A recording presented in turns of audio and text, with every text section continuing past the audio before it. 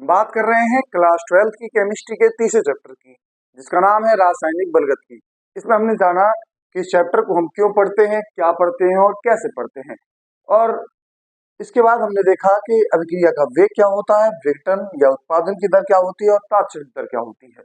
हम लगातार इसको समझा रहे हैं और आपको भी ये समझ में आ रहा होगा। दोस्तों, जब भी हम बात करते हैं समझ में आने की, तो स्टूडेंट जनरली कह देते हैं कि हमें समझ में आ रहा है। लेकिन क्या आप जानते हैं समझना क्या होता है? कैसे पता चला आपको ये समझ में आया कि नहीं आया? क्योंकि आज तक आपने उस टॉपिक के बारे में पहले जानकारी है नहीं कि ये टॉपिक क्या है और कितना बड़ा हो सकता है, इस वक्त क्या क्या हो सकता है। तो आपको कैसे पता चल रहा है कि ये समझ में आया है या नहीं आया है? तो समझते हैं समझने का मतलब क्या है। तो समझने का जो पहला स्टेप है, अगर समझने के पहले स्टेप के बारे में बात करें कि समझने का पहला स्टेप क्या है, तो समझने का पहला स्टेप है याद करना। समझने का पहला स्टेप याद करना है। जैसे अगर आपको अभिक्रिया का वेग समझना है, अगर अभिक्रिया का वेग आपको समझना है, तो सबसे पहले अभिक्रिया के वेग को ये समझ याद करना पड़ेगा। अभिक्रिया के वेग को समझने के लिए सबसे पहले याद करना पड़ेगा कि अभिक्रिया का वेग क्या है। सबसे पहले हमें समझने से पहले ये जानना होता है वो चीज क्या है। अगर हमें किसी भी चीज के बारे में कुछ भी नहीं पता, तो हम उसको समझ कैसे सकते हैं जब तक हम उसके बारे में जानेंगे नहीं। तो सब सीखने का सबसे पहला तरीका है याद करना।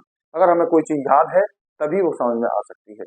हम अक्सर ऐसा समझते हैं कि हमें बिना याद हुए चीजें समझ में आ जाए और डायरेक्ट समझ में आ जाए, तो ऐसा नहीं है। पहले आपको याद करनी पड़ेगी कोई चीज, उसके बाद ही आपको कोई चीज समझ में आ सकती है।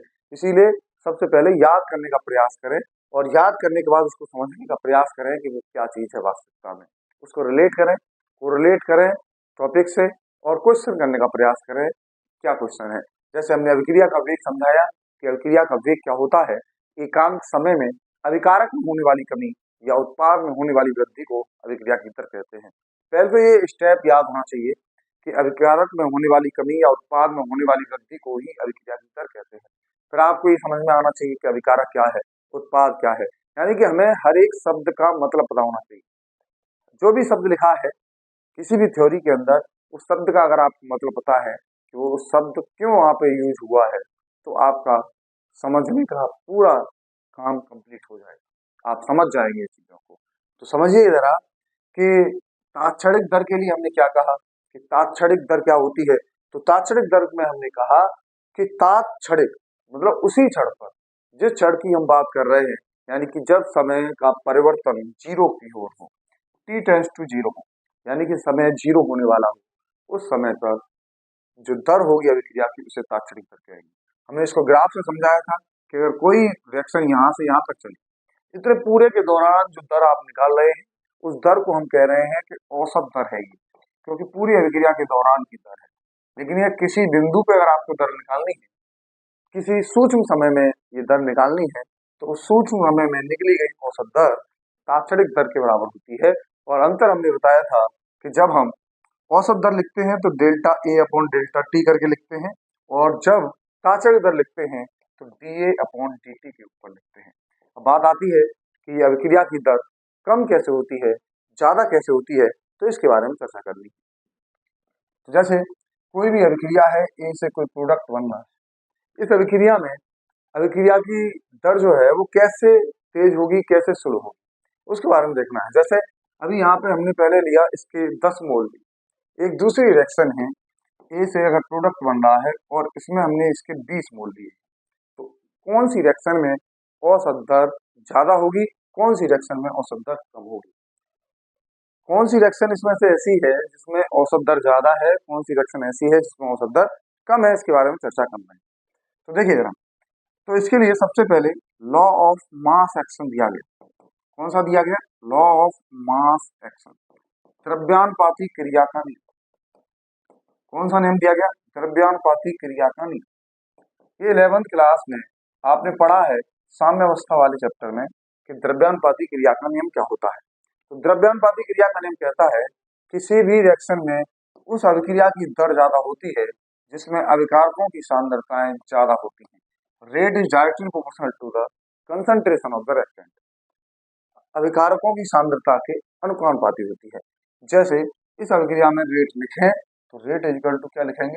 अनुपाती का चिन्ह हटाएंगे तो कांस्टेंट आता है और ये लॉ ऑफ मास एक्शन कहता है कि सांद्रता के अनुपाती होती है, लेकिन ये केवल प्रथम कोटि की अभिक्रियाओं के लिए सही था।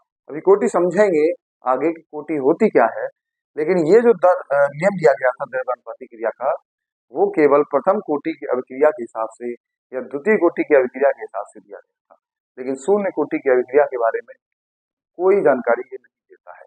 तो फिर इसके लिए ये जो लिखा गया है, इसी को हम कहते हैं रेट लॉ। क्या कहते हैं इसे? Rate law. ये रेट लॉ डिपेंड करता है प्रैक्टिकल कंडीशंस के ऊपर कि प्रैक्टिकल में किस प्रकार से चेंज आ रहे हैं। जैसे कोई अभिक्रिया CH4 प्लस Cl2 और इसमें सूर्य के प्रकाश की उपस्थिति में इस रिएक्शन को कराएंगे तो क्या बनेगा? CH3Cl plus Hc। अब इस रिएक्शन को देखें तो इस रिएक्शन में क्या होगी अभिक्रिया की दर, रेट लॉ क्या होगा? तो प्रैक्टिकल से पता चला कि इस अभिक्रिया में रेट लॉ CH4 की पावर 0 आ रहा है और Cl2 की पावर भी 0 आ रहा है। इसका क्या मतलब है कि इस अभिक्रिया की दर न तो CH4 की सांद्रता पर निर्भर कर रही है न Cl2 की सांद्रता पर निर्भर कर रही है, यानी कि ये एक शून्य कोटि की अभिक्रिया है। अब ये जो वेग नियम है, जो रेट है, वो कैसे लिखा गया? ये शून्य कोटि का क्या मतलब है वो हम धीरे धीरे समझ लेंगे, लेकिन हम ये समझाना चाह रहे हैं कि जो रेट लिखा जा रहा है ये बताता है कि किसी भी अभिक्रिया की दर अभिकारकों की सांद्रता पर किस प्रकार निर्भर कर रही है। तो ये जो वेग नियम है ये कैसे लिखा जाता है, क्यों लिखा जाता है? तो सबसे पहले हमें पता चल गया कि वेग नियम हमें क्यों लिखते हैं। वेग नियम से पता चलता है कि किसी भी अभिक्रिया की दर किस प्रकार अभिकारकों के ऊपर निर्भर करती है। तो वेग नियम एक प्रैक्टिकल मान है, ये कुछ ऐसा लिखा जाता है a की पावर x b की पावर y किसी भी अभिक्रिया। तो ये कैसे लिखा जाता है? ये प्रैक्टिकल से लिखा जाता है, ये पूर्ण रूप से प्रैक्टिकल है। अगर ये जो x और y की जो पावर है, अगर ये बिल्कुल अभिकारकों के बराबर आ गई, अभिकारकों के बराबर आ गई, तो इसका मतलब ये एक प्राथमिक अभिक्रिया है।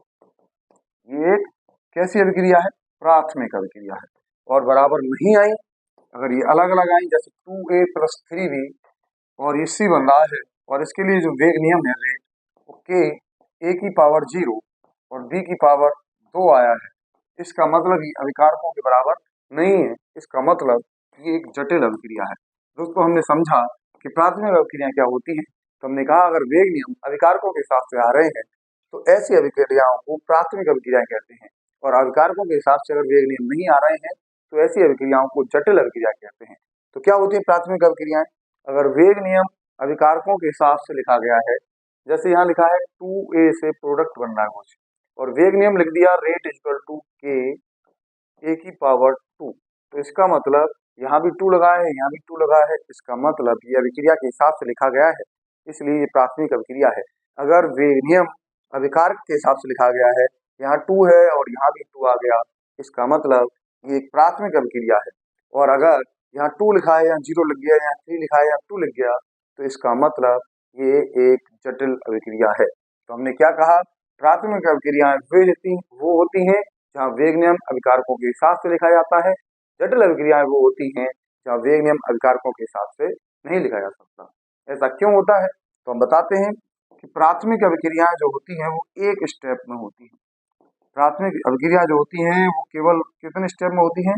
1 स्टेप में होती हैं, और जटिल अभिक्रियाएं मोर देन 1 स्टेप में होती हैं, मतलब एक से ज्यादा पदों में होती हैं। इसीलिए ये वेग नियम सेम नहीं आता है। और वेग नियम हम कैसे लिख पाते हैं? तो हम लगातार कह रहे हैं कि ये एक प्रैक्टिकल मान है, इसको हम अपने हिसाब से नहीं लिख सकते हैं। तो हमने वेग नियम समझाया। वेग नियम किसी भी अभिक्रिया की दर को सांद्रता पर किस प्रकार निर्भर कर रही है इसके बारे में ही बताता है। और हमने बताया कि प्राथमिक अभिक्रियाओं में वेग नियम अभिकारकों की तरह ही आता है और जटिल अभिक्रियाओं में ये सेम नहीं आते हैं। तो आज के लिए इतना काफी है। आज हमने बात करी कि वेग नियम का क्या उपयोग है, इसे कैसे लिखते हैं, और ये कहाँ से आया और इसका क्या उपयोग है। तो हमने प्राथमिक और जटिल अभिक्रियाओं के बारे में भी जाना है। तो आज के लिए इतना काफी है। Thank you.